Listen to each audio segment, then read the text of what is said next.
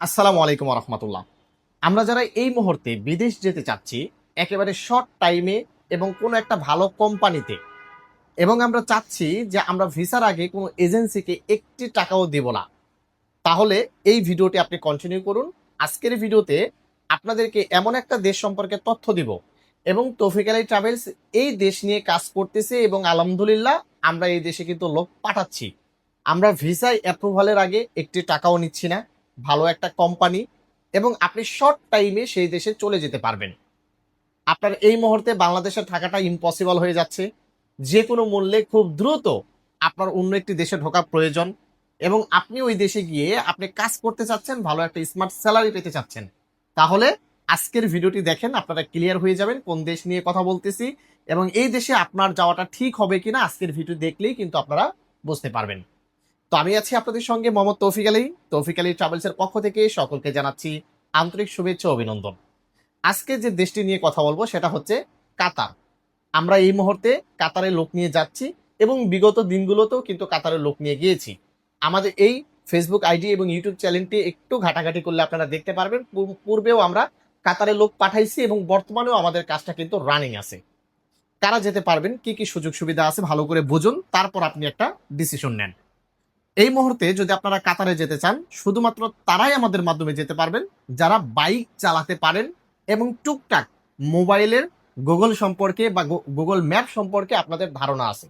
শুধুমাত্র তারাই আমাদের মাধ্যমে এই মুহূর্তে কাতারে যেতে পারবেন। আমরা কোনো কনস্ট্রাকশন সাইটেও লোক নিয়ে যাচ্ছি না, আমরা কোনো ফ্রি ভিসাতেও লোক নিয়ে যাচ্ছি না। আমাদের কাজ হচ্ছে একটা কোম্পানি এবং একটাই কাজ, সেটা হচ্ছে বাইক রাইডার পদে আপনারা যেতে পারবেন। যারা বাইক চালাতে পারেন, বাংলাদেশে বাইক চালানো, আপনি অনেক আগে থেকে বাইক চালাচ্ছেন এবং বাইকের উপরে আপনার দক্ষতা আছে, তারাই শুধুমাত্র এই ভিসাতে যেতে পারবেন। কারণ ওই জায়গায় গেলে আপনি যদি বলেন আমি এই কাজ করব না, আমি বাইক চালাতে পারবো না, তাহলে আপনার ক্ষেত্রে এটা প্রযোজ্য হবে না। কারণ অন্য কোনো কাজে আমরা লাগাই না, আমরা কাতারে শুধুমাত্র বাইক রাইডার পদেই কিন্তু লোক নিয়ে যাচ্ছি। ওকে, এখানে আসুন কি কি সুযোগ সুবিধা আপনি পাবেন। এখানে আপনার কোম্পানি স্যালারি দিবে 1750 রিয়াল, প্লাস আপনার খানার টাকা দিবে 250 রিয়াল। টোটাল আপনি খানার টাকা সহ 2000 রিয়াল স্যালারি পাবেন। বেসিক খানার টাকা সহ 2000 রিয়াল বেসিক স্যালারি। কাতার আইডি কোম্পানি করে দিবে, ওখানে যাওয়ার পর আপনার থাকার ব্যবস্থা কোম্পানি করে দিবে, আপনার ড্রাইভিং লাইসেন্স কোম্পানি করে দিবে, আপনাকে বাইক কোম্পানি দিবে, বাইকের তেল কোম্পানি দিবে, আপনি যে লোকেশন মতো ডেলিভারি দিবেন এটার জন্য যে আপনার মোবাইলে ইন্টারনেট ভরতে হবে, এই ইন্টারনেটও কোম্পানি দিবে। আপনাকে টোটাল ডেলিভারি দিতে হবে 1 মাসে 350টা।